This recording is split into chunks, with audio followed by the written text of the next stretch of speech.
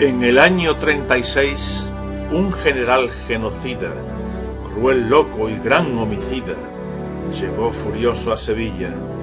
Queipo de Llano le llamaban al villano.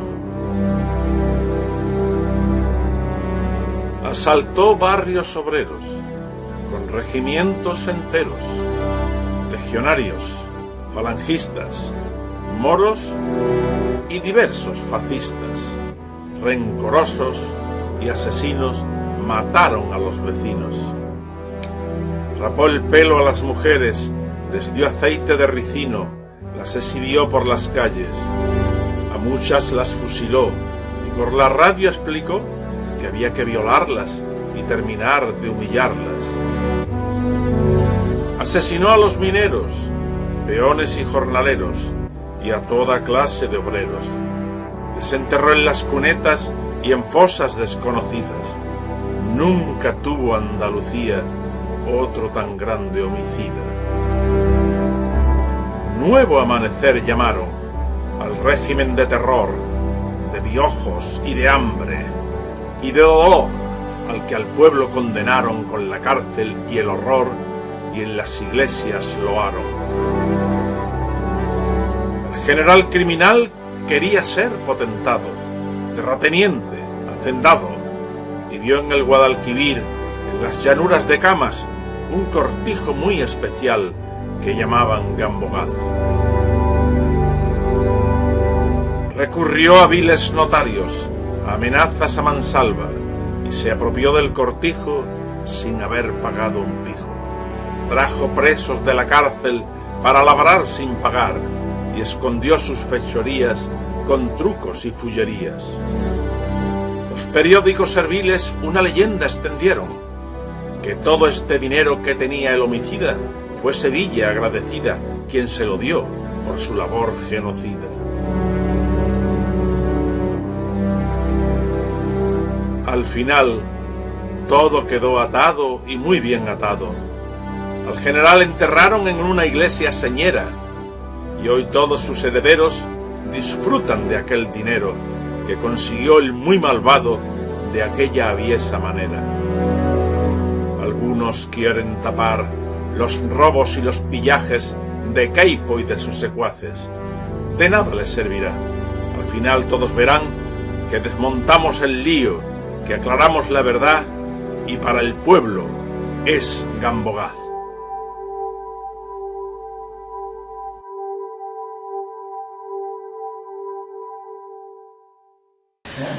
Buenas tardes, bienvenidas y bienvenidos a esta última mesa de la jornada divulgativa de la plataforma Gambogaz.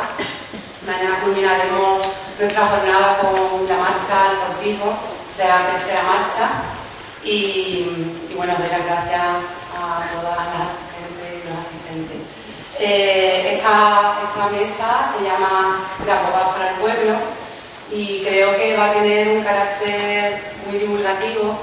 La idea es que conozcamos un poco la historia de la finca y que la contextualicemos en su época, qué ocurrió, entrar en detalles muy complicados porque requerirían muchísimo tiempo, pero nos podemos hacer una idea de ese marco en el que se encontraba la finca y las personas que participaron, que estaban y formaban parte de ese entorno. Y bueno, terminaremos un poco haciendo un balance de qué situación estamos hoy por hoy con este proceso. Voy a presentar a las personas que van a participar.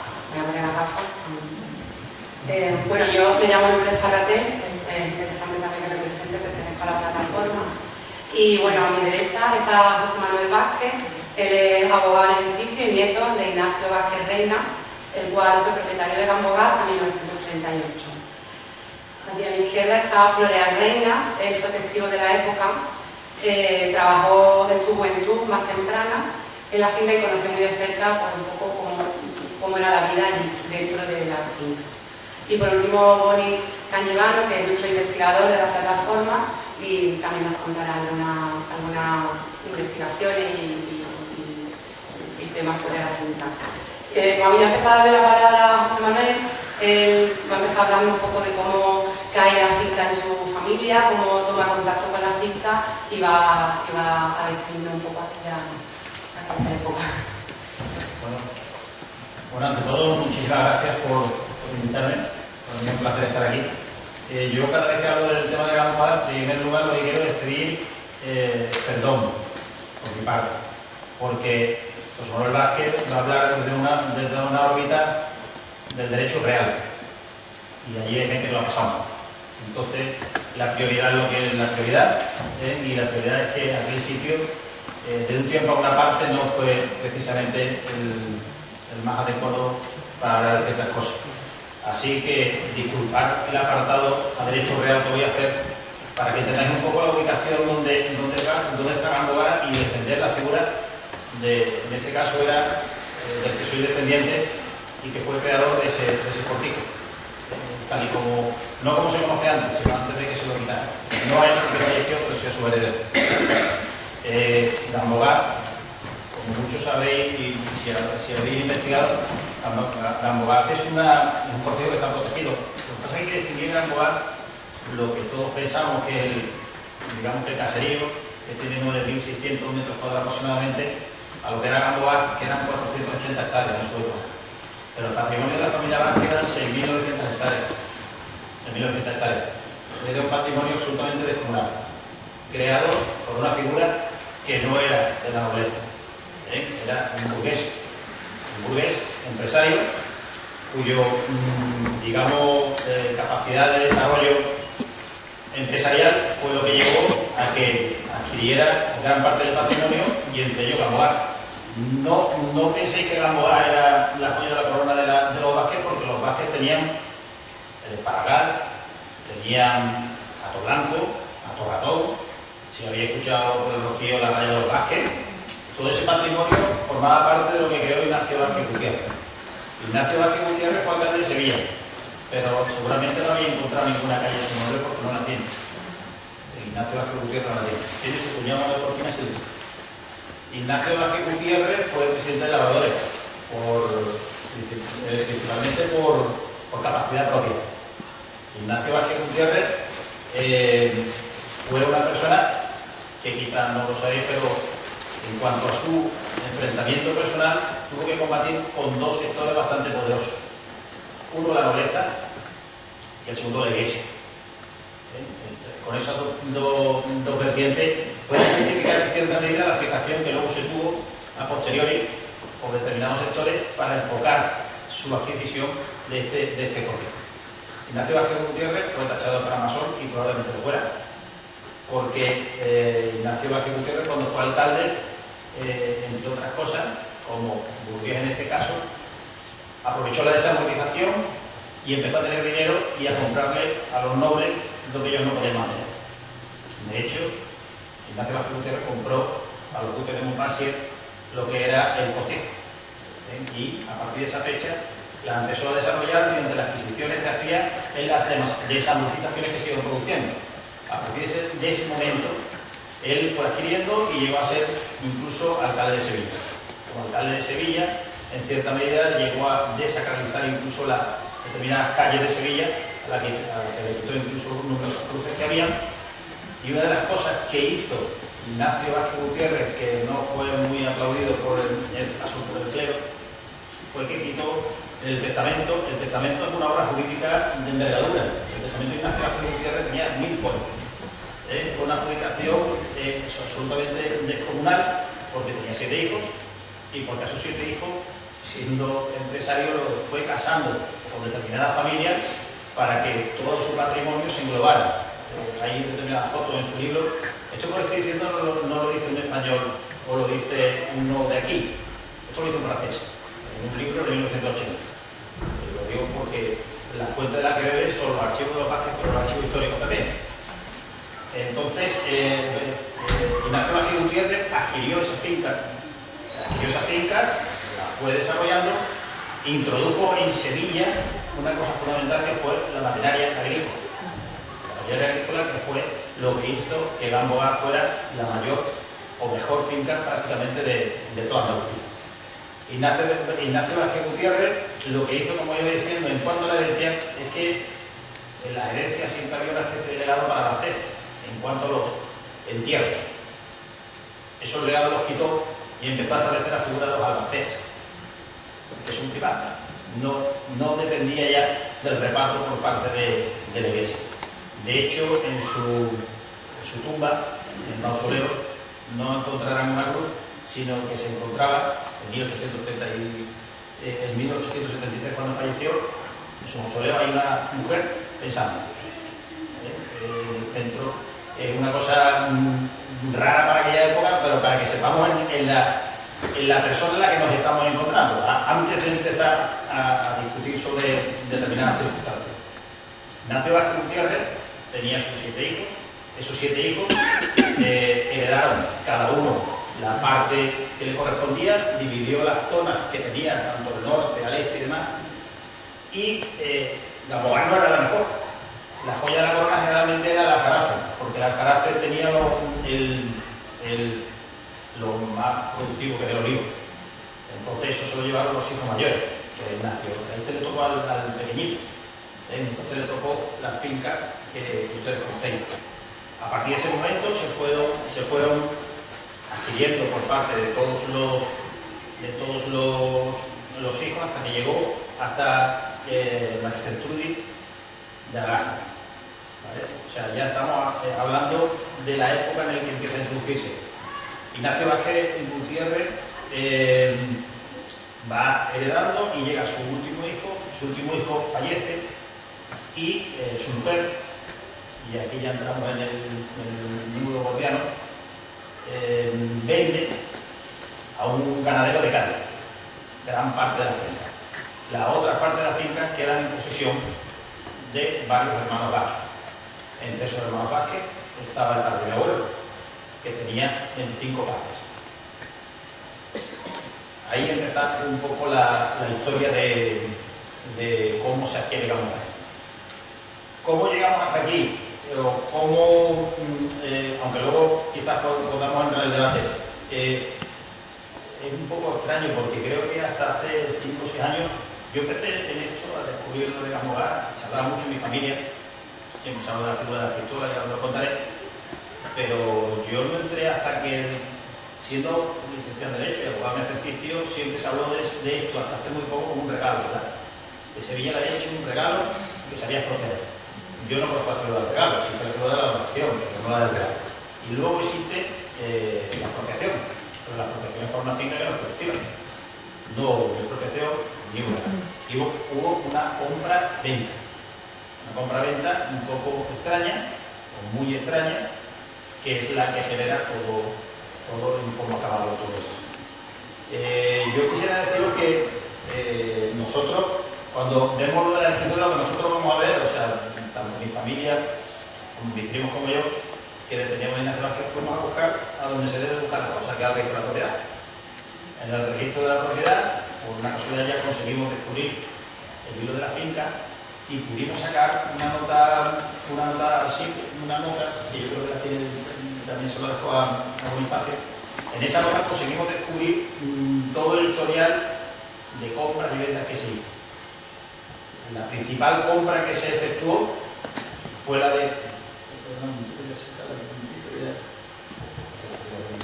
La primera compra que se dio, evidentemente, fue la que hizo María Gertrudis de la Lastra, de Romero de Pescara, que le vendió a este ganadero gaditano, que se lo vendió en 1936.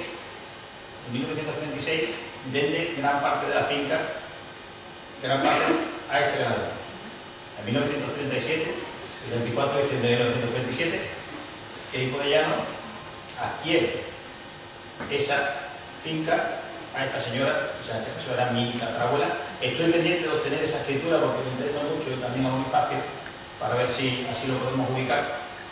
Y a partir de ese momento, Queipo de Llano compra esa finca. Y en esa misma escritura que se realiza el 24 de diciembre de 1937, en esa escritura constituye una fundación. Una fundación agrícola Queipo de Llano. En esa, constituye eso y a partir de ese momento él adquiere gran parte de la finca, concreta la finca es un coindiviso, ¿no? Si entendéis, un coindiviso es que todo el mundo es dueño de todo, ¿vale? No es que cada uno tenga un cachillo. Entonces, al tener un coindiviso, Queipo de Llano compra, pero es otro coindiviso, el más grande de todos. ¿Qué es lo que hace después? pues va comprando al resto de familia Vázquez. El resto de familia Vázquez que quedaba, entonces entre esa parte era mi abuelo Ignacio. Mi abuelo Ignacio era huérfano de padre, falleció su padre joven, y mi abuelo Ignacio cuando escrituró la parte que le quedaba fue en 1938 y vendió su parte en esa escritura y la tengo aquí. O sea que no, en esa escritura comparece mi abuelo, que era alférez del ejército, comparece con Keiko Llano, su señora, Carlos Sotelo, creo que había otro, y varias veces. Siempre, todo el personal siempre son los mismos. O sea que todo la adquisición, y es muy importante la escritura, y eso es lo que ha generado un poco la posible investigación de cómo puede llegar, porque la adquisición que se hace a nombre de una fundación. Cuando se comparece, Keiko Llano y su señora, en novela Martí Tobar, compran para una fundación agrícola, cuyo objetivo era el desarrollo de la agricultura y demás circunstancias. Como ustedes comprenderán, aquí no se ha hecho absolutamente nada de eso. De hecho, hay documentos en los periódicos, que luego, si acaso lo leeré, en el que podréis comprobar que ellos decían, en el ABC de 1937, en diciembre, decían: hemos comprado una finca en Gamboa que se lo vamos a dar a los trabajadores y demás, y eso dice así a bombo y platillo. No entregó absolutamente nada. Supuestamente aquello se compró con unas donaciones que se habían hecho. En esas donaciones existe un libro muy interesante de hay un libro que se llama Un año con Keiko, si lo habéis leído. Era una persona que estuvo todo el día a su lado y ahí podréis ver en la parte final, tenía como una estrellita de cine que era donde se pagaba supuestamente el dinero. Él dice que aquello que recaudó 2 millones de pesetas. Imposible. En la época que lo hizo no tenía controlada Sevilla. No llegaba todavía, creo que según aquel libro, en aquella época todavía no había traspasado la línea de la Alameda. Todavía. Es decir, todavía Sevilla no lo tenía controlado. Imposible que ese señor recaudara 2 millones de pesetas. Esas 2 millones de pesetas supuestamente eran destinadas a este corte. Según yo hablé con Camacho, con la Silvia Meléndez Camacho, para que la ubiquéis un poco, es Dolores Camacho, que se llama una ganadera de Morón, y creo que tiene todos los ahora.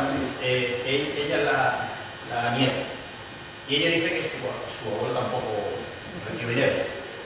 Supuestamente la parte de mi abuelo fue vendida por 25.000 pesetas, entregada en efectivo metálico en ese acto. O sea, eso, como ustedes comprenderán, pues nadie sabe si se le entregó o no se le entregó. A mi familia nunca fue. Diré, ¿cómo que hablamos de esto? Es que en mi familia siempre se ha hablado, hay que hablar de familia mío. Yo hablaba con mi padre, hemos hablado de estas cosas siempre, que la abogada de la familia y demás, pero nunca más se quiso avanzar. Nunca se avanzó. Nunca se avanzó porque había miedo. De hecho, cuando me puse porque era vecino a mi despacho, Alberto García Rey, de la ABC, para entrevistarnos, mi padre me llamó y me dijo todavía, bueno, me llaman Pepo, vamos. Y me dice: Pepo, ten cuidado. Y digo: papá, ¿ten cuidado de qué? Que todavía que son gente muy poderosa. Ciertamente es así, porque realmente luego veréis que la ingeniería jurídica que se aplicó a este tipo de contratos fue bastante buena. Bastante buena porque hay documentos también en donde consta que la fundación que se creó, esa fundación que se creó con ese dinero que se entregó, no tenía que rendir cuentas a nadie. Pero además que viene por escrito. Lo que pasa es que curiosamente en ese documento ponemos que lo tenía que comentar de comunicación, porque claro, esa fundación o ese dinero de dónde lo recibió es lo que puede dar pie a la obtención de ese patrimonio público que pudiera ser para acceso del poder. ¿De dónde sacó ese dinero? No es esto. Primero, este señor es militar. El sueldo de un militar no da para comprar ese. ¿Qué coño? Y este señor en la época de la guerra no pudo recaudar 2 millones de pesetas ni pudo pagarlo. Imposible, porque ni era la época ni había ninguna posibilidad. ¿Cómo se puede sacar? Mediante la trazabilidad. Es decir, ¿de dónde viene el dinero? ¿Cómo se puede obtener esa información? Imposible. Imposible. Las escrituras son las que son. Lo que sí, yo le he dicho con respecto a la compraventa de mi abuelo, es que claramente no se compra, y está acomodado claramente, se compró, se compró a nombre de la fundación, y para los objetivos de la fundación. No lo compró aquello. Lo que pasa es que en la compra y venta, en toda la historia de Gamboa, llega la figura de 1945 y este señor, por arte de vivir lo que todo lo que estaba en la fundación, se lo puso en su patrimonio. Y eso, señor, todo, absolutamente todo. Con algunos más con los que también he hablado, porque este señor le compró, muy valientemente, le compró a mi abuelo, que era huérfano de padre, a su madre. La forma de compraventa que le hizo mi abuelo, que nunca se olvidará, fue en el cortijo. Estaba aquí Corellano, estaban todos los militares, sus señoras, una pistola encima de la mesa, estaba mi abuelo, estaba su madre y su hermano estaba en el enfrente. La condición sine qua non era o se vendía su parte o su hermano iba al frente de guerra. O sea que a su madre y a su hermano se debía firmar la sentencia de muerte de su propio hermano. Evidentemente sabe lo que se hizo, ¿no? Nunca más se supo. Mi abuelo volvió, y ya he podido hablar con un primo suyo, volvió donde se reunían todos los empresarios agrícolas de aquella época, que era la calle Sierpe, en el mercantil, y le dijo lo que había pasado, pero nunca más habló. Y nunca más se pudo hablar. Mi abuelo se fue y nunca de estas cosas se puso a decir. Mi padre sí me dijo, sí, a veces venían cantaras de leche, de mogar, que ponían las mogas que llegaban allí. Era un talle por visto de quién fuera, ¿no? Y eso es lo que llegaba de Gamboa a la parte de todas formas. Nosotros no somos queso, porque nosotros primero somos tropecientos mil. Solo mi familia, por parte de mi abuelo, entre familia directa, un grupo de aproximadamente unas 100 personas. Mi padre son 12 hermanos y somos primos de la avenida. Nosotros teníamos un grupo que se llamábamos los terratenientes y ya nos llamábamos los terratenientes.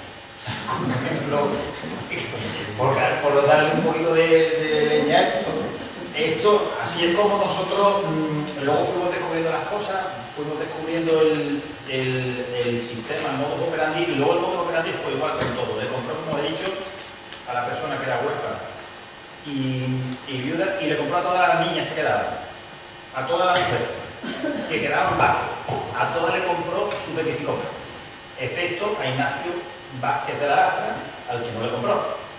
Lo que hizo fue que le permutó. Es decir, yo tengo todo, lo tengo todo, he podido quitar todos los cachitos que he podido, pero como me quedo con este que está dando por saco, porque es el mayor de la familia, pues no se lo puedo quitar. Lo que hago es que le digo, vamos a seguir a la finca y te va a quedar con este cachito, ¿vale? Eso fue lo que hizo con Ignacio Vázquez de la Lastra y con dos hermanos más. Ignacio Vázquez se lo quedó. Ignacio tampoco recibió nada de la finca. Y tenemos la escritura de segregación que también la he paseado para la operación para porque todo lo que se hacía estaba auspiciado por el auditor de guerra, Francisco Borges. Aparece en la escritura. Todo aparece en la escritura. Es decir, que este tipo de personas fueron las que gestionaron todo el sistema. Para que entendáis, o para que entendamos lo que fue Gamboa, alguien le dijo, que fuera, que ya no estaba en guerra, que ya no viene de Castilla, que ya no sabía ni que era Gamboa ni nada. Alguien le dijo, este es un país, o este es el mejor, porque es lo que puedes coger. Igual ese, como si hubiera dicho algo de hecho, como si hubiera dicho podría haber dicho atrás de Sevilla en otro. Alguien de su grupo pues decidió que el cortijo que había que tomar era Gamboa. Y así fue como se tomó posesión de la finca y se la quedó. ¿Qué es lo que pasa? Que este señor era, porque inteligente no era, tampoco, era bastante, no era la persona más inteligente del mundo. Franco se lo quitó de medio. Lo mandó 2 años a Roma y el otro se dio cuenta allí que en verdad lo que había hecho era quitárselo de medio. Este señor cuando vino en 1943, 1945, cuando volvió vino por su botín de guerra. Y su botín de guerra era Gamboa. Y ahí se produce esa figura de quedarse con toda la finca, se la quedó él con su señora. A partir de ese momento, pues ya todo forma parte del patrimonio de él. ¿Qué es lo que hizo a partir de ahí? nosotros no hemos podido tener acceso. Yo puedo decir, yo tengo acceso a todas las escrituras que hemos sido familia. El proceso para llegar allí no lo puedo explicar cómo es, ¿no?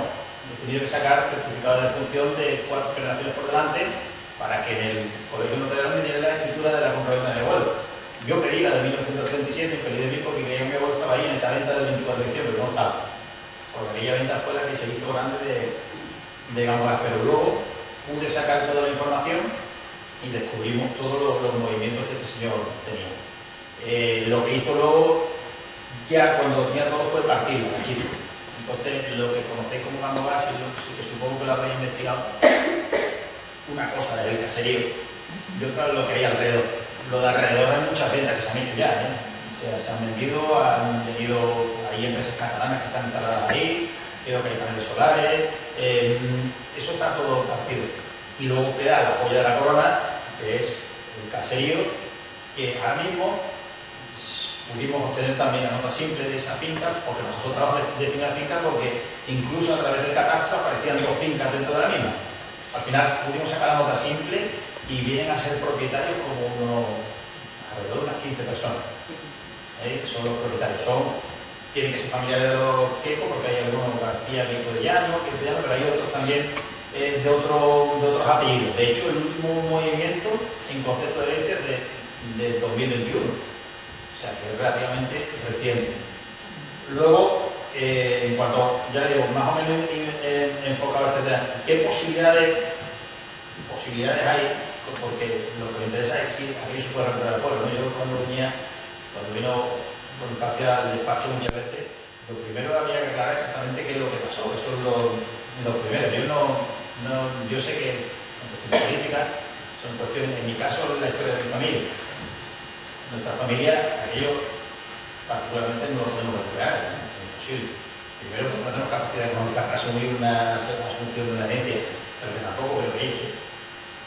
Yo, como he comentado, creo que estamos llegando a un punto de no retorno en el que ellos no van a poder hacer absolutamente nada con aquello, porque no tienen, no sé qué movimiento, qué planteamiento tienen y qué posibilidades tiene aquello, depende de. En este caso, la ley de memoria histórica tampoco da todavía margen, porque el artículo todavía no está desarrollado, tiene que desarrollarse un reglamento. La única forma de entrar sería mediante derecho comparado, en caso de fijarse, aunque parezca un poco duro, pero es así en Alemania, porque Alemania sí estableció el régimen de indemnizaciones por el holocausto, porque aquí hay mucha gente que perdió mucho. Patrimonio, vida, riqueza. En el libro de este señor se ve cómo se quedaban con todo lo que cogían. Gamboa es la punta del iceberg de muchas adquisiciones de familias sevillanas que realmente el patrimonio construido lo tuvieron a través de la guerra, no porque viene de antes. Entonces hay mucho, estoy hablando de innumerables casas en el centro, de innumerables casas en los centros de los pueblos. A ninguna de esas familias le va a interesar que esto se mueva. En absoluto, porque si hacemos con muchas de las casas que hay por muchos sitios lo que se ha hecho con Gamboa, nos llevaremos una sorpresa, porque grandes de esos patrimonios no se adquirieron por compraventa, se adquirieron para auténtica apropiación. Algunos me hablaban sobre el tema de la usurpación, también el derecho civil, la usurpación en el uso, en este caso no cabría, porque si se puede demostrar el vicio del consentimiento, sería nulo el contrato que se hubiera firmado. El problema del vicio del consentimiento no se puede demostrar, tampoco. Aquí lo único que veo, lo que pasa que es muy difícil, es que lo que se compra para una fundación. A día de hoy, con la ley de fundaciones, eso sería absolutamente imposible. O sea, ¿por qué? Porque no se puede destinar a fines privados el dinero de una fundación. Eso ahora mismo sería. Pero había épocas así. Y hay un articulado en este caso que se da en las escrituras un poco de la autorización que se hace de esta, en el que expresamente dice que el dinero que se utiliza son los 2 millones de pesetas que ha obtenido y no utilizar ningún patrimonio público ni nada. Lo quiere especificar así para que luego no haya la posibilidad que se plantea aquí de poder recuperarlo. Pero claro, eso luego hay que demostrar. No hay ningún rastro de dinero, no hay ningún rastro y las compraventas al parecer, por lo menos hasta lo que nosotros sabemos, son compraventas por dinero efectivo. Y bueno, simplemente para concluir, todo está documentado. No había ningún regalo, de verdad, la familia Vázquez que es una de las cosas que defendemos en la familia, que no regaló absolutamente nada, aquello no fue expropiado, aquello fue comprado, entre comillas, y cuando menos, a ver si de una vez, por determinadas páginas, por ejemplo, de identificación que tiene la Junta de Andalucía, lo pone como el cortijo del duro. Eso no es un cortijo del duro, nadie le quitó dinero a ningún funcionario. Si es que eso es mentira. Es que no existe eso, pues simplemente esto es una mundana. Un tío que llega con un dinero, entre comillas, y compra una parcela. Esa es la única situación que se produce ahí. Si se logra demostrar que esa venta es fraudulenta y que se hizo para una entidad que tenía unos fines que no se cumplieron, a ver qué posibilidades por ahí poder. Y si hubo algún dinero que se desembolsara, ¿de dónde vino? Porque si vino del Banco de España y de quién vino, entonces es lo que puede hacer la espina. Yo simplemente para concluir al respecto de esto, sí quisiera deciros una cosa.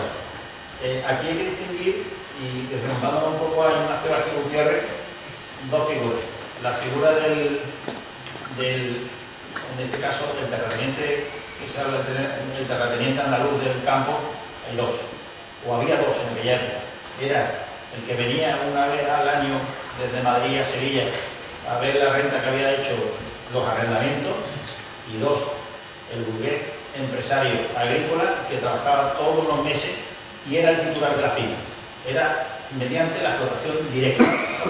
Ignacio Vázquez Gutiérrez instauró la máquina de vapor en el desarrollo del campo, y para finalizar simplemente más que y como lugar de memoria que tiene que ser, porque cualquier investigación que se hace te choca con la realidad de que allí trabajaban esclavos, mano de obra esclava. Hay documentación exhaustiva de eso.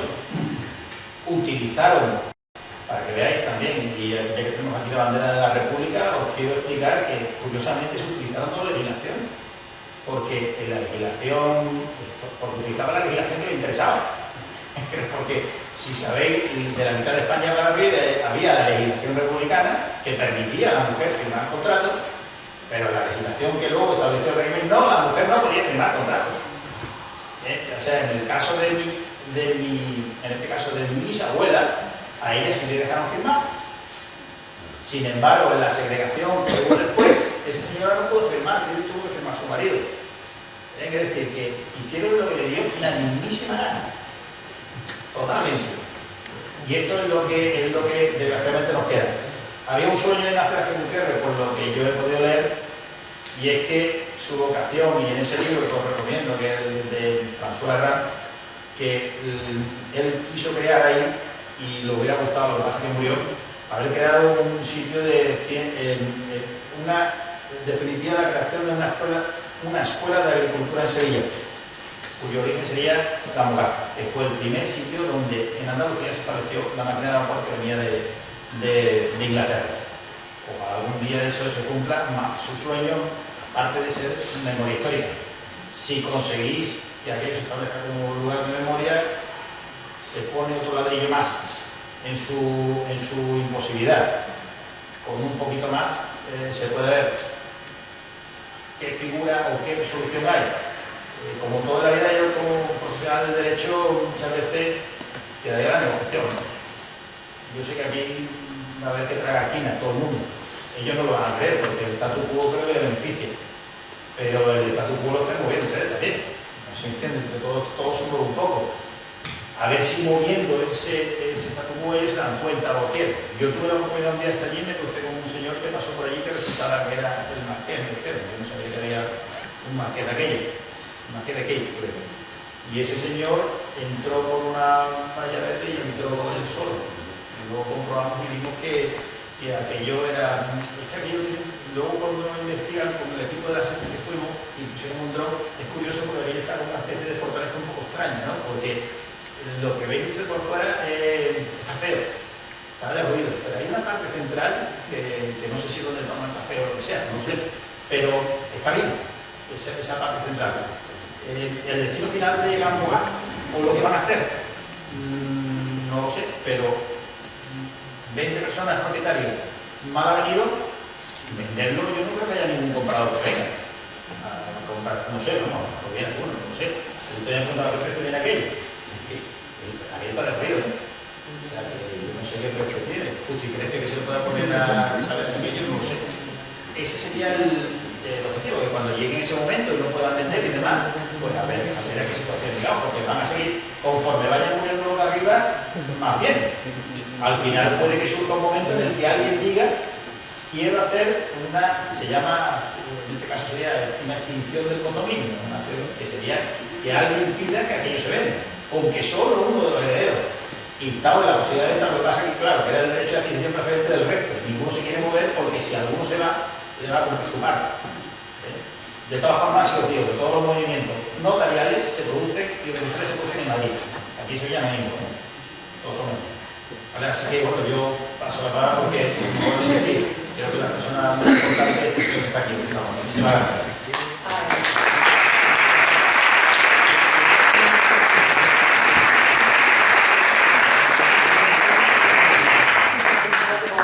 Muchas gracias, ha sido muy interesante. Yo me he enterado de muchas cosas que no sabía, creo que el resto también. Y hay una cosa que me permito, después de algo que has dicho, que habla de la figura de crítico de Señero, solo podemos alegrarnos de que se acaba de volver a crítico de Señero. Y eso es mucho, toda y todo. En ese sentido del miedo, quiero bueno, pues, presentar a Floreal. Floreal Reina. Él fue trabajador en su época Fagal, así lo explica muy bien. Y nos va a contar un poco cómo vivió allí y cómo, bueno, pues él también conoce que allí había presos, ¿verdad? Y fue testigo directo. Venga, Floreal, te acerco el libro, ¿sí? Y... Bueno, buenas tardes. Enciéndelo, por favor. Yo trabajé en el año 50, que yo tenía 15 años. Entonces trabajé allí destacado. Venían los manijeros a buscar a la gente más joven, claro, a la joven no explotaban mejor, en que los prisioneros que estaban ahí se portaban muy bien con la gente de cama, en que había muchos de cama también. Entonces nosotros íbamos a hacer la labor del campo. Había máquinas secadoras y había máquinas trilladoras. Entonces eran los tiempos que todavía, como ahora, que van trillando, van pascando, van pasas y dan fruto arando. Entonces los más jóvenes nos ponían a ver a las gavillas. La máquina más pegando, nosotros íbamos poniendo en montones de 30, 40 gavillas para cuando llegaba a la galera, con el cañán, las cargaban y a la máquina de portillo de la mujer que estaba detrás. Ahí otras veces nos poníamos los zagales con un cuchillo así incubado a cortar las pitas, que ya era una guita que llamaban pitas, y a echarla a la máquina. Otros estaban por detrás cargando la paja, entonces estaría la paja, y otros el grano con un taco. Bueno, de ahí hacíamos otros labores también, como era cegar los zapatos, o cegar las habas, o coger aceitunas. Había una repetición acá, estaba a la entrada a la izquierda. Y recuerdo que nos daban por la mañana un cuarto kilo de pan. A los trabajadores le daban un cuarto kilo de pan. Y a los que estaban fijos le daban toda la semana un kilo de garbanzo y un litro de aceite. Que por cierto, que en el partido del Sur era un hermano de un tío mío político, Juan Viviano Romero, un buen hombre. Después íbamos a la era a trinchar, porque las máquinas podían trillar los garbanzos y las habas. Había una era, la circular, redonda, donde ahí trillaban los garbanzos y las habas, le echaban los caballos, la corrían aplastar y después entraban las trillos a darle vuelta hasta que se trillaba todo, después recogerla. Bueno, aquí tuve 2 o 3 veces, bueno, temporada íbamos cuando había trabajo. Ahí había Floreal, había Guardia Civil. Bueno, te lo voy a contar. Ahí había un cuartel que está todavía. Al entrar, hay un cuartel que está derruido y derruido. Eso es lo normal, lo que tengo. Voy a contar un incidente que pasó ahí.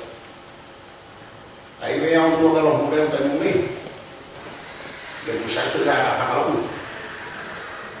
Metía de una calle que no tiene la mano derecha. Cerca el micrófono.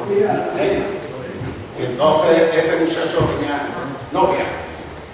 Y venía con usted a pelar la pava, que quería pelar la pava, no también no le era pelar la pava, ¿no? Porque dice que es una mujer que fue a hablar con ella y te le dije, no, está pelando la pava, no, la pava la estaba pelando. Y este muchacho encontrando siempre pelearía con la novia, la llamaba, pero antes voy a contar. Había un hombre ahí que tenía el peluso de la Molina. Ese hombre lo cogiendo robando, porque tenía mucha hambre, y le dejaron solo como en el cuartel. Y este es donde yo le iba a matar a la pareja. Pues claro, este muchacho cuando se le de vuelta para el cortijo, la pareja que lo vio, le zumbaron. El perro con una metralleta del perro de mamá, lo atracaron al muchacho. No murió. Enseguida fue al cortillo, trajeron un coche que tenía que ir y lo llevaron al hospital, nos pescaron y lo curaron. Y yo, muchacho.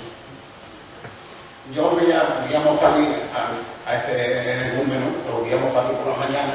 Al general. Yo me voy a el número. No era corto, era legal, ¿eh? Era más legal. Con su mascotita y aquí en el quinto, nosotros como era jóvenes también, los mayores, dicen que no iba a esto, este no era pero el que era más malo, Ese era el que mandaba de todos los trabajadores. este era más malo, la mujer muy buena, muy buena. Y en general todas las mañanas salía con el trabajo. No tenía por allí las parejas, por allí recortando. Y trabajamos con las 30 que tenemos ganas, a los salarios, con 15, 16, 17 años. Después íbamos a Rodón, todo lo que era la cosa del campo. Otras veces íbamos, porque ahí había 4 o 5 cocidos, a los Muñoces, a la Fijano y estaba la Nicho. Esto para la niña, esto también era un paro de la cabeza. Entonces, tuvimos una fama también. Ya allí ganamos nosotros 2 años, hacía 2 años más, ya ganamos 16 pesos más. Y era ahora.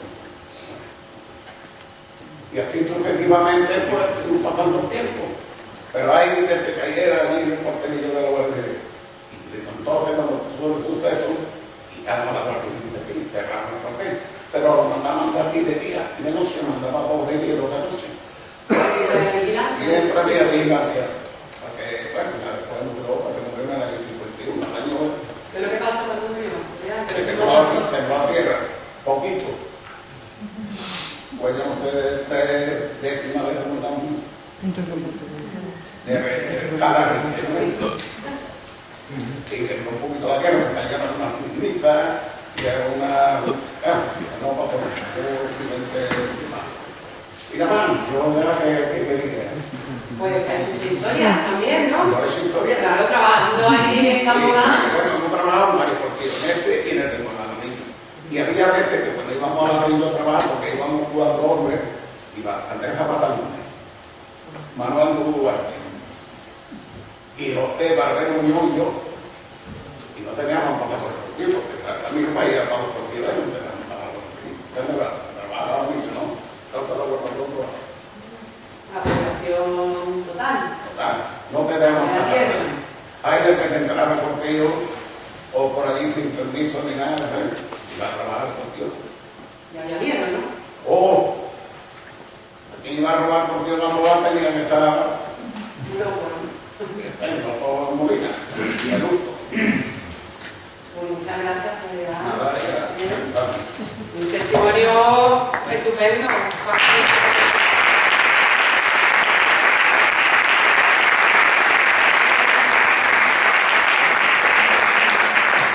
Y ya para terminar, le doy la palabra a Boni, que es nuestro investigador, y él pues nos va a intentar hacer un resumen de nuestro entramado muy grande y contarnos lo que pueda. Adelante, Boni.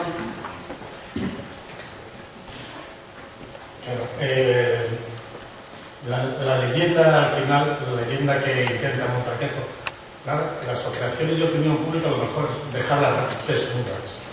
Y la operación es un general que consigue dinero porque el pueblo se lo da en una colecta, quiere hacer el bien con una fundación, que es la Fundación Agraria, y por eso hace una fundación, y lo hace para ayudar a los perjudicados por el conflicto en una tierra que se llama Gambogar, y luego en una tierra que es en Isla Mayor cuando compra cuando compra las 150 hectáreas de arroz. Esta es la leyenda. Esta es la leyenda, además, que ha perdurado durante mucho tiempo. Pues en esta leyenda es clave el tema de la fundación. Hemos hablado, el viernes hemos hablado de Queipo, ha estado José María García Márquez hablando de Queipo y su afición por el dinero. Es un dato muy importante porque Queipo siempre intenta pasar a lo largo de todas sus actividades como el general de los pobres. Os voy a leer unas líneas de la escritura de compraventa en la que Queipo compra, es una palabra muy complicada, adquiere el cortijo de Gamboa, ¿no? Dice el notario, que por supuesto don Genufre son beatinas, ¿vale? Dice, porque el general prefiere elegantemente ser jalón de la historia a cabeza de linaje y protector de los pobres antes que uno más de entre los ricos. Lo lleva incluso hasta notarial. Es que tiene mucho interés en aparentar que es el general de los pobres. Por eso la fundación, esta es una de las razones por las que monta la fundación, es por una operación de imagen, otra es por una operación de camuflaje. ¿Qué hace la fundación? Lo que no he contado esta mañana, lo voy a contar ahora. La fundación consigue recaudar dinero. ¿Para qué? Es decir, Queipo no solamente no paga, sino que le pagan cuando vende Gambogar. O sea, documentalmente tenemos probado que el vendedor, es decir, Manuel Camacho, dice el notario, impresionado por la generosidad de Queipo, porque claro, era un gran acto de generosidad, comprar un cortijo y donárselo a la fundación para hacer el bien. Entonces, dice el notario, impresionado por este acto de generosidad y porque la generosidad se contagia, dona 150.000 pesetas a la fundación. Es decir, que tenemos a Camacho, va a vender un cortijo, no le pagan nada, pero paga 150.000 pesetas. Y lo tenemos documentado. Inmediatamente, como es una fundación la que ha comprado el cortijo, el Banco de España le da 100.000 pesetas. Lo tenemos documentado. Inmediatamente, como es una fundación, hay una orden para que los acreedores de Camacho paguen entre el 10 y el 16% a la fundación del principal de su deuda. Como la deuda de Camacho era de 1.625.000 pesetas, pues pagaron entre 160 y 240.000 pesetas, una media de 200.000. Si sumáis todo eso, hace medio millón de pesetas. Si añadís que 50.000 pesetas más, Queipo no pagó, y está en escritura, no lo pagó porque eran gastos generales que tenía pendientes el cortijo, todo eso lo suma medio millón de pesetas. Añadámosle las 750.000 pesetas de hipoteca que no pagó, y estamos en 1.200.000 pesetas. Todavía no tenemos determinado el resto, que es 1.590.000. Nos faltan ahí 300 o 400.000 pesetas por justificar que tampoco pagó. Bien, esto es lo último que tenemos, lo tenemos documentado, no es un invento. Son documentos que hemos encontrado en el Banco de España y bien, esta es una de las cosas que hizo con la fundación. La fundación tenía el objetivo de ayudar a los damnificados por el conflicto. Pero ya vemos lo que hizo, ya lo contó Floreal, un campo de concentración. O sea, que no solamente no ayudó, sino que lo que hizo fue traer trabajadores de las cárceles y no pagar. La fundación dio algunos pasos más. Keipo constituyó la fundación primero con este objetivo y su denominación era Fundación Social Agraria Social. Esto es benéfico social agrario. Lo de benéfico social es importante, porque estaba destinado precisamente a hacer lo que decía en sus estatutos fundacionales que tenía que hacer, ayudar a los agricultores. Pero pasado el tiempo es a principios del franquismo, es decir, después de ganar la guerra, pues no sé si, no me acuerdo si es el 41 o 42, ¿vale? Por esas fechas la cambia. Cuando él regresa, tiene que ser el 43, cuando él regresa de Roma, cambia la clasificación de la fundación y pasa a ser una fundación particular. Importante, porque en la fundación particular ya no tiene que dar ningún tipo de explicación ni de cuentas, porque anteriormente en la fundación social agraria a quien tendría que haber dado cuentas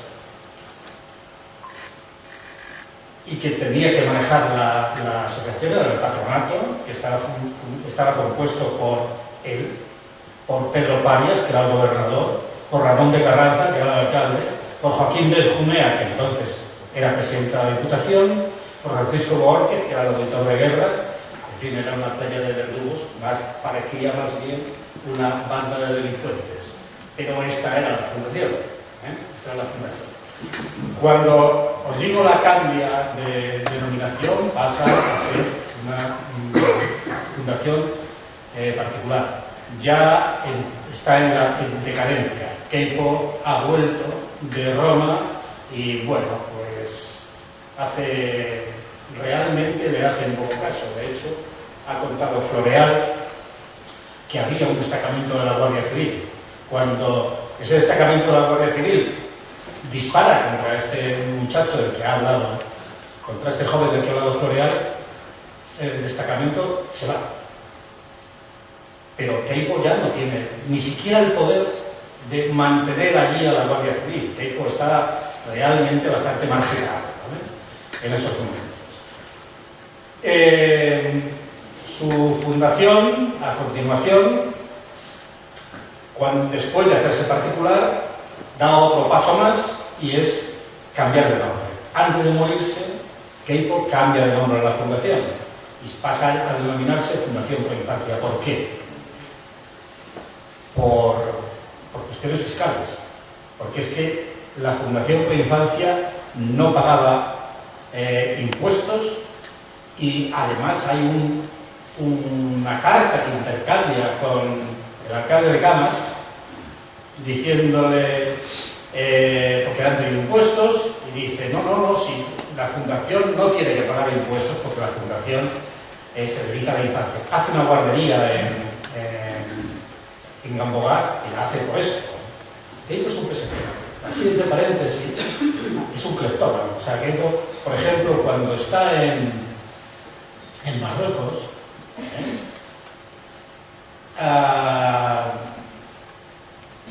antes de la batalla, después de la batalla anual,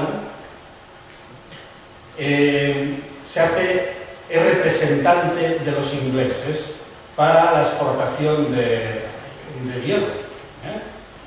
Allí se dedica a eso también, además de sus cosas militares, porque ayer también explicaba José María García Márquez que los militares, además de militares, los militares con graduación, naturalmente, no estamos hablando de los soldados, además de militares, pues tenían múltiples negocios, ¿vale?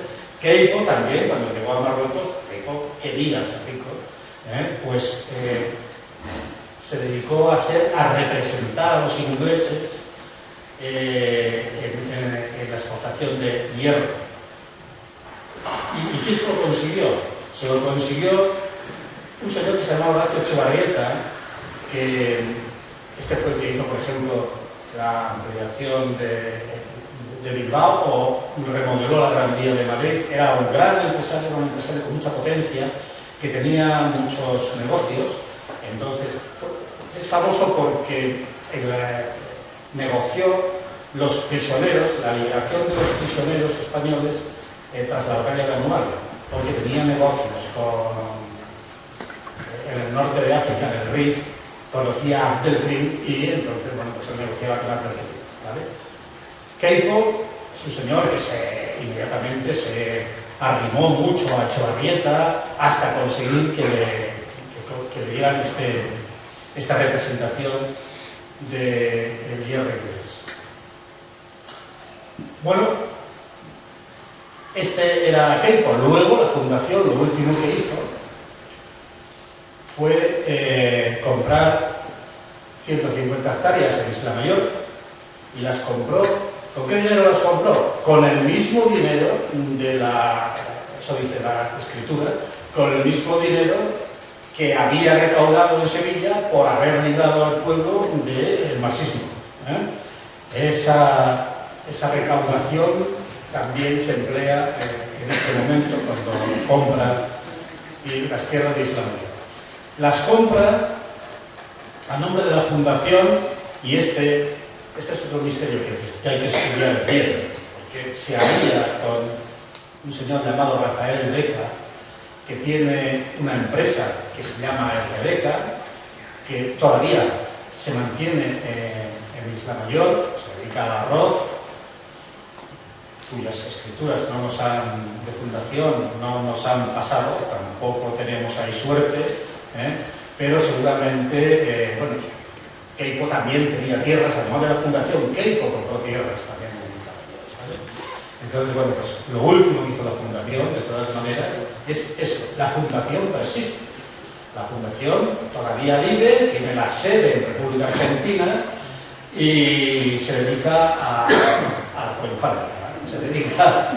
Se dedica realmente a alquilar las tierras a los colonos, las tierras del arroz, con los que mantiene bastantes malas relaciones y algunas son a través de los tribunales, ¿vale? Tienen problemas constantes por el alquiler y esas cosas. Bueno, este es el tema último que nosotros hemos estudiado, que es el tema de la fundación, por donde creemos que sí, que realmente es posible judicialmente atacar Gambogaz, como has explicado. Porque hasta ahora nos habíamos centrado mucho en demostrar que la venta de Gambogaz había sido ficticia. Y sí, claro que fue ficticia, es decir, que no se pagó. Lo que ocurre es que encontrar una documentación que diga no se pagó, pues no va a ser fácil. No va a ser fácil. Hombre, siempre pienso en cosas del tipo en el archivo privado de Echaide Alinaga, que es el notario, pero del privado. La fortuna de Queipo, que era un tipo que ganaba unas 2.350 pesetas al mes, un sueldazo, un sueldazo. Pero bueno, la fortuna de Queipo no le daba, no tenía ningún tipo de fortuna, o sea, su sueldo no le daba para comprar Gambogaz en ningún caso. Pero tenía otros dineros a disposición. Siempre nos preguntamos bueno, pero ¿por qué hizo esta operación tan complicada? O sea, ¿por qué realmente él hace la fundación? La fundación es la que le compra él el cortijo inmediatamente después de hacer las escrituras, pasan 6 años y la fundación revierte el cortijo otra vez en Queipo. ¿Por qué hace Queipo esa operación tan complicada? Porque tenía otras posibilidades. Por ejemplo, tenía a su disposición, en el Banco de España, tenía a su disposición una cuenta corriente que era para que él hiciera, y está especificado así, para que él la empleara en cosas para los sevillanos u otras, las que él quisiera. Bueno, bien, era fácil disponer de ese dinero. Cuando yo he visto esa cuenta corriente, en el año 38 tenía 500 y pico mil pesetas. Bueno, podía haber tirado de ese dinero, podía haber tirado de otro tipo de dinero, pues no sé, cuando los republicanos están a punto de volver a entrar en Cabra, él cree que van a entrar, y entonces le dice al Banco de España de Sevilla, Álvaro Farrugia, que era el director, le dice: trae el dinero de Cabra, y Álvaro Farrugia, por supuesto, trae el dinero de Cabra. En un momento dado necesitan dinero en la sucursal de Tetuán, y le dice a Álvaro Farrugia, que es el de Sevilla, el de la sucursal de Sevilla, manda dinero a Tetuán, y manda dinero a Tetuán. Y además, Queipo hace decretos y organiza el comercio, y vamos, era Dios, Padre Todopoderoso. O sea, Queipo mandaba mucho, podía haber sacado dinero de otra parte. ¿Por qué lo hizo así? Lo hizo así para encubrirse, porque de esta manera, fíjate que intentamos desmontar ahora nosotros la operación y nos cuesta mucho desmontarla porque es difícil rastrearla. Y entonces también es difícil rastrearla por lo que conté esta mañana, porque el Banco de España había pasado de Madrid a Burgos, y en ese espacio en el que pasó de Madrid a Burgos, que fueron unos meses, un año, pues es un agujero negro en la historia de la banca. O sea, quien domina esta película en esos momentos son las sucursales, donde él tenía gran poder. Entonces hace una operación completamente opaca, completamente de camuflaje, y que es difícil de seguir. Además de que sabemos de su carácter cleptómano, sabemos que le sobornaron, por ejemplo. O sea, hay dos sobornos claros a los generales españoles. Uno que hace Alemania para que España entre en la guerra mundial a favor del eje, y esto lo hace a través de Yagüe. Pero Yagüe soborna a una serie de generales que no sabemos quiénes son, pero es muy fácil que no estuviera Queipo. ¿Por qué? Porque Yagüe y Queipo se llevan a matar. De hecho, Queipo está en Roma, desterrado allí, y no vuelve hasta que Yagüe, que en ese momento era ministro del aire, es cesado, porque supuso que volviera. Y cuando Yagüe es cesado, pues entonces sí, regresa Queipo. Regresa sin plumas, pero regresa. O sea, que es muy posible que ese soborno, que es más pequeño que el siguiente, no le llegara a Queipo. Pero el que sí le llegó fue el soborno de Churchill.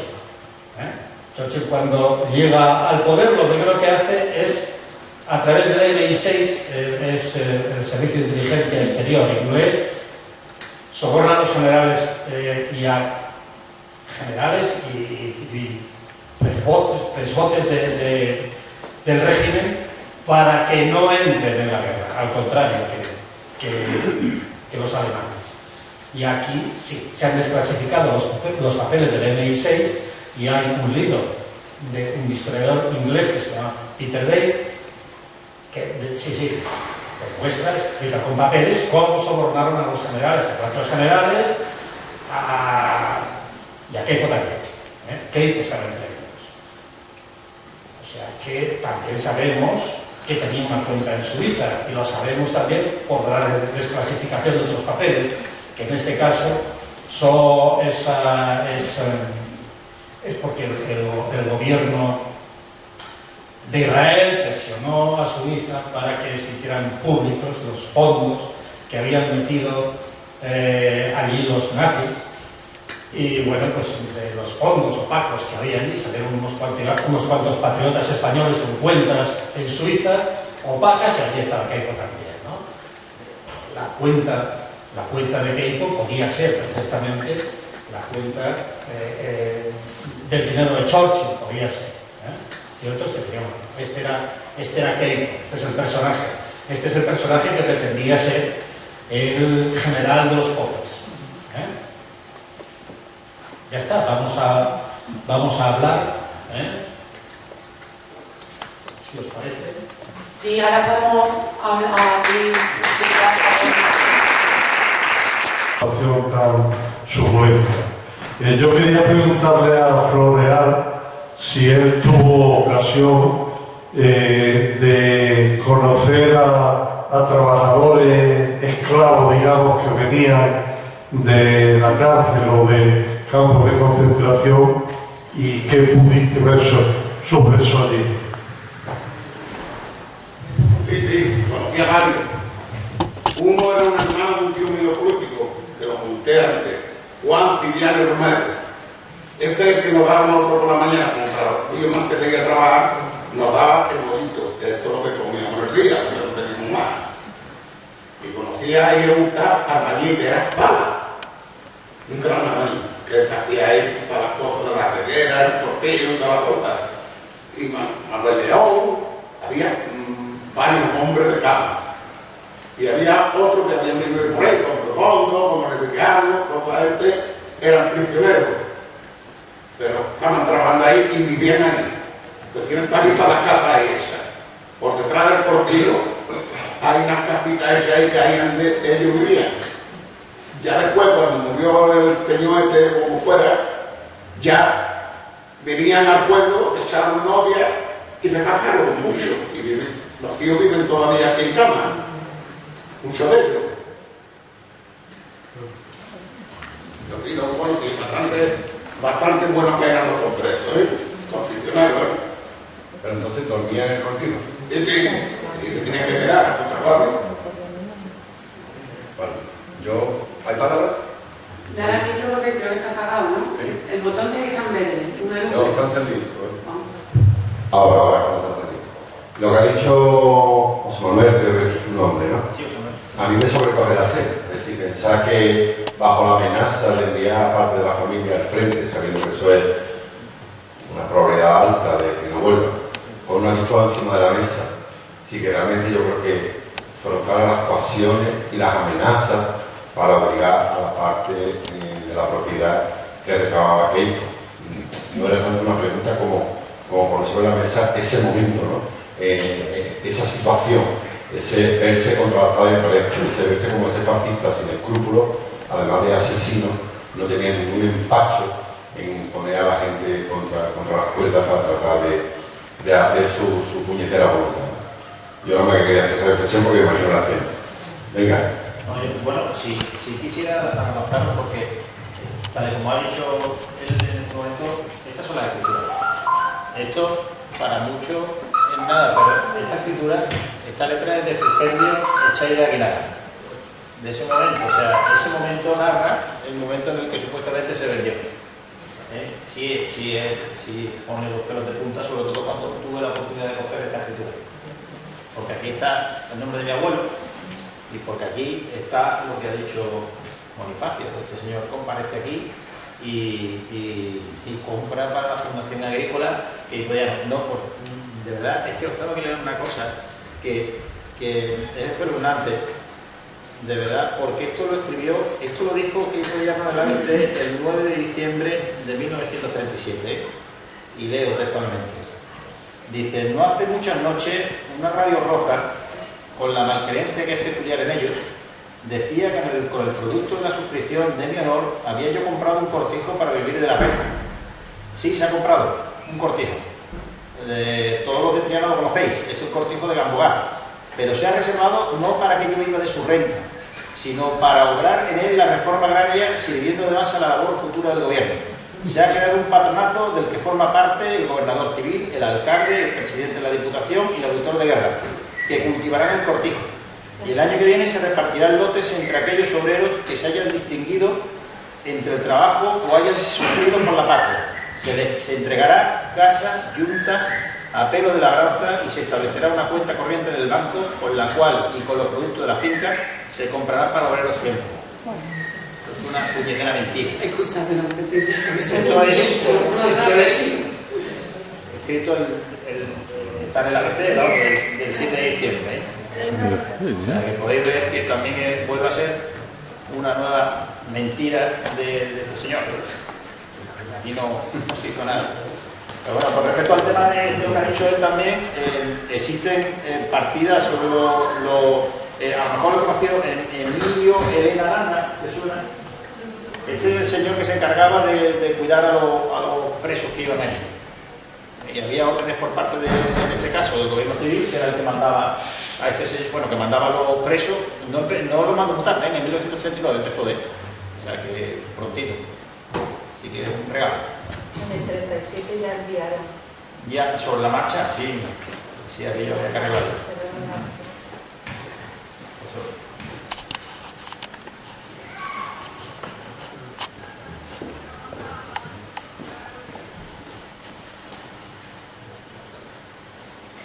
Yo quería saber, pero ¿cómo le tengo relación con ¿Qué para el doctor? Ya, ahora. Quería saber si José Manuel o alguno de los Vázquez han tenido relación al hablar con los herederos de Keiko. O si los herederos de Keiko se han puesto una vez en hablar con la plataforma. Para algo, bueno, malo, no sé nada. Vamos, yo por la parte que a nosotros nos toca, nosotros no hablamos. Mi hermano sí que ha hablado de los nietos y demás de ellos que no tienen tampoco mucha relación con este asunto. Lo que sí que ellos no van a hablar de esto en la vida. Yo sé a través de periodistas que han venido a hablar con nosotros que luego han intentado hablar con ellos.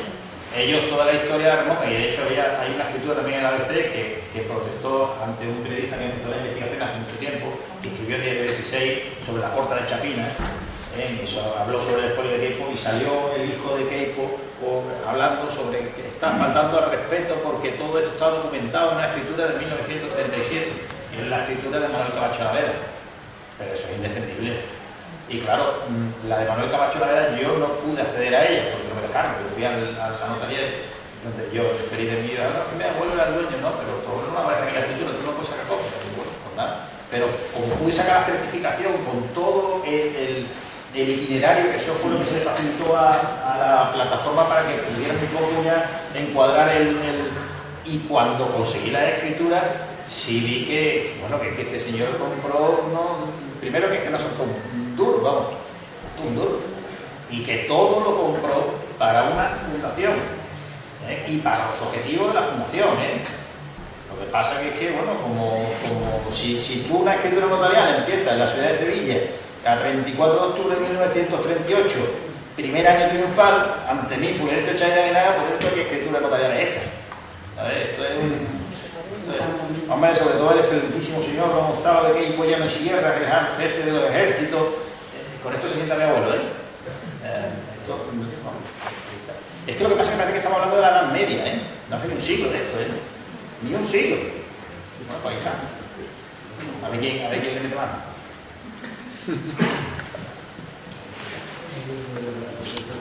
El micrófono.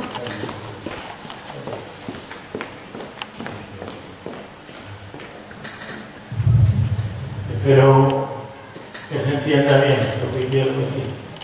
Primero, muchas gracias.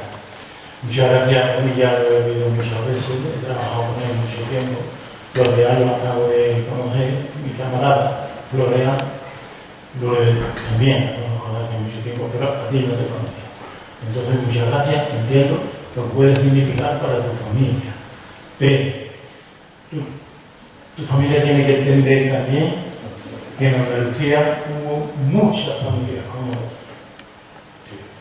muchos cortijos expropiados, muchas casas robadas, monedas, antes robaban las cosechas y robaban hasta el cuerpo de los asesinados. Porque nos contaba José María Martínez que esos fusilamientos que se hablan en los libros, ¿verdad? Eso lo ha inventado Hollywood. Los fusilamientos de Queipo de Llano no eran unos hombres puestos y otros hombres aquí disparando para allá, no. Eran unos hombres dando tiros en la cabeza a otros hombres y tirándolos ahí delante, ¿verdad? Esa estampa del fusilamiento diciendo viva la República eso se lo ha inventado quien fuera, ¿sabe? Vosotros tenéis que entender eso. Y vosotros tenéis que entender que los herederos de esas personas que fuimos, que se nos robó la historia, que se nos robó todo, ¿sabes? Hagamos que busquemos vuestra complicidad, si queréis, y si no, sobre vosotros sigamos reclamando lo que nos robaron y sigamos reclamando nuestra historia. Así que muchas gracias, pero entiende que hay muchos abogados y hay muchos robos y hay muchos saqueos en aquel terrible golpe de Estado. Y yo, si alguien me pregunta, desde este momento me comprometo a decir que quiero que en Gambogá haya un centro de memoria donde esté claramente reflejado el esfuerzo de tu bisabuelo, porque la agricultura que se hiciera en Gambogá y en toda Andalucía fuera un ejemplo de explotación agrícola. Yo defenderé eso, a partir de este momento lo incorporo a mi discurso y entonces yo a partir de ahora haré eso. Así que muchas gracias por haberme ilustrado. Tenía alguna idea, pero ahora lo comprendo mejor, pero te pido a ti y a tu familia un ejercicio de comprensión también por los demás. Muchas gracias. Bueno, quiero agradecértelo a ustedes. Yo cuando he empezado la disertación lo he dicho, que pido perdón por lo que hablo, porque yo hablo de tierra, no hablo de personas, pero sí quiero explicar, y así lo he explicado, que la represión fue transversal, que la represión llegó desde las capas más bajas de la sociedad a las capas altas que no cumplían con los requisitos de ellos también fueron fustigados y tenían que callarse. Pero claro, ¿cómo se fustiga a estas personas? Con el patrimonio. No con la vida. Bueno, podía haber jugado con la vida, pero ¿qué es lo que hacía que estas personas callasen? Así ha vivido en este aspecto mi familia. Mi familia es muy grande, no todo el mundo estaba para. De hecho, ahora me han aparecido primos por todos lados, ¿eh? Yo siempre digo, ¿y esto cómo va? Y digo, ¿cómo va? Vamos, lo que estoy yo. ¿Cuál es? La pregunta es que generalmente, y además es lo que me enseñó mi maestro, que mi maestro era un despacho bastante progresista, que es Pepe Salazar Murillo, y siempre dice que el error de las personas en los interrogatorios es que siempre se pregunta, el abogado malo pregunta, bueno, ¿usted mató al otro? La primera pregunta que le hacen. El capullo si te dice que no, ya se acabó el interrogatorio, ¿no? Los ingleses hacen así, ¿no? A mí cada vez que alguien me pregunta esto, oye, ¿tú qué quieres? Y digo, yo no sé lo que quiero. O sea, yo sí sé lo que quiero ya, pero a base de descubrir esto. Esto es imposible, tal vez como se está concibiendo ahora mismo la propiedad para nadie. La propiedad para nadie. Es que yo sinceramente no sabría cómo explicar cómo mantiene la propiedad ese señor, que yo vi el otro día montando el coche entrando. No sé, porque incluso el nivel de estrés que tiene que vivir, porque es un dueño de una finca que de verdad que es que hay 20 propietarios. Y encima creo que son mal avenidos. Pero realmente, si eres mal avenido y tienes una propiedad y metes la pata, oye, pues alguien te puede mandar, ¿eh? ¿Sabes? Por eso va a ser difícil, llegado su momento. Yo no sé si habéis tenido alguna reunión con la Secretaría de Estado de Memoria Histórica. Yo sé que temen enormemente, porque esa es otra historia, temen enormemente que esto revierta en las manos privadas de alguien, ¿no? Porque si alguien se retrotrae, se va a la parte privada que serían los propietarios antiguos. Los propietarios antiguos, de verdad, es que para localizarnos todos, yo es que no daría con los míos, ¿eh? Yo, mi familia directa, yo digo, son cientos, que por el otro lado puede haber 200, 300, ¿no? Claro. De todas formas, muchas gracias. Y me apoyo también.